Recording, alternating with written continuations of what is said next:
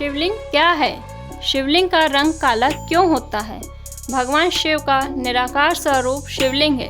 शिवलिंग की पूजा करना कब से प्रारंभ हुआ? यह बहुत ही महत्वपूर्ण प्रश्न है, क्योंकि प्रारंभ में हिंदू धर्म में मूर्ति पूजा का प्रचलन था या नहीं था। यह बात इससे भी सिद्ध होती है कि भगवान शिव के इस स्वरूप की पूजा के प्रचलन का क्या रहस्य है। यह जानना भी जरूरी है कि आखिर इसी रूप में क्यों पूजा जाने लगा। शिवलिंग का अर्थ अनंत भी होता है, अर्थात जिसका कोई अंत नहीं है, न ही शुरुआत। शिव ब्रह्मा रूप में होने के कारण निराकार है। उनका ना कोई स्वरूप है और ना ही कोई आकार, वह निराकार है। आदि और अंत न होने से लिंग को शिव का निराकार रूप माना जाता है, जबकि उनके साकार रूप में उन्हें भगवान शंकर मानकर पूजा जाता है।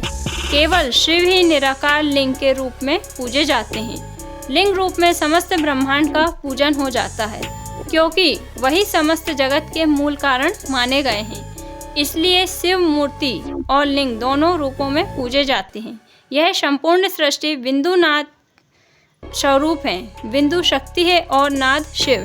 यही सबका ब्रह्मांड का आधार है। शिव का अर्थ है परम कल्याणकारी और लिंग का अर्थ है सृजन।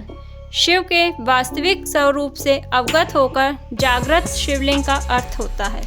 वेदों और वेदांत में लिंग शब्द सूक्ष्म शरीर के लिए आता है।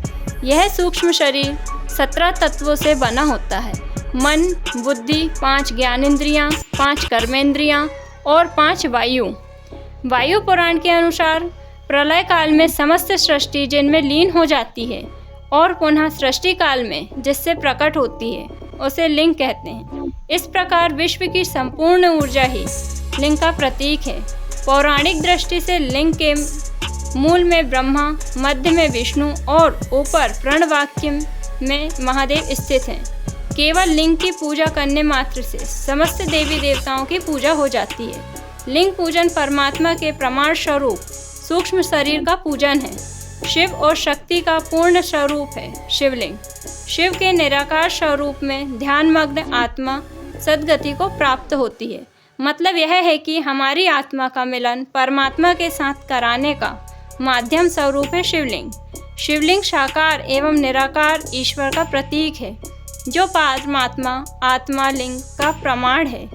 शिवलिंग का अर्थ है शिव का आदि और अनादि स्वरूप, शून्य, आकाश, अनंत, ब्रह्मांड और निराकार परम पुरुष का प्रतीक।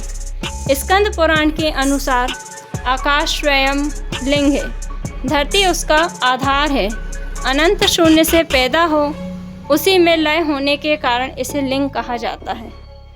शिवलिंग में हमें बताता है कि संसार दोनों एक दूसरे के पूरक हैं। शिव पुराण के अनुसार शिवलिंग की पूजा करके जो भक्त भगवान शिव को प्रसन्न करना चाहते हैं, उन्हें प्रातः काल से लेकर दोपहर से पहले ही इनकी पूजा कर लेनी चाहिए।